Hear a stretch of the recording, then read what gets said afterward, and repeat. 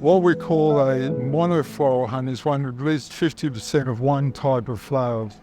Multifloral means they've been everywhere and they've got bit of this, bit of that, and they've got total mixture. But with Manuka, it's the only honey that has dihydroxyacetone and methylglyoxal in it. So if you've got a high MgO honey, it means it's come from a high percentage of Manuka.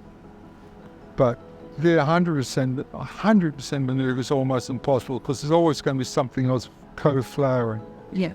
So when you buy a honey and see the MgO rating on it, then you can read into it how pure that honey is.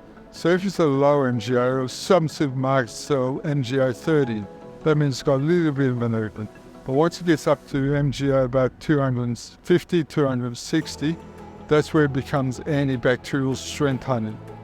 So when you get something about 1,500 or even 2,000, that's almost pure Manuka.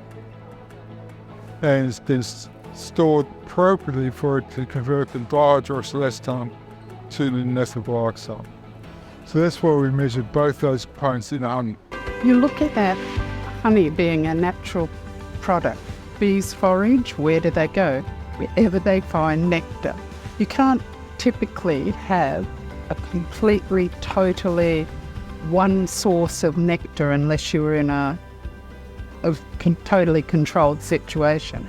So they've come up with a definition that if honey has 50% sourced from this, then it's monofloral.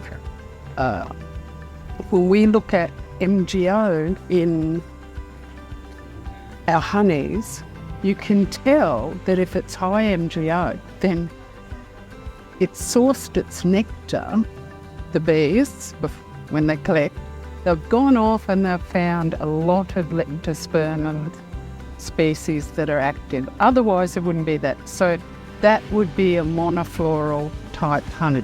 There are many ways that people will define honey, and I've had people say, oh no, but there should not be anything else in there. Well, then it's no longer natural. We like this product because it is natural, because it gives these good benefits. So having a high MgO is a good indication of its monofloricity for Manuka type honeys anyhow.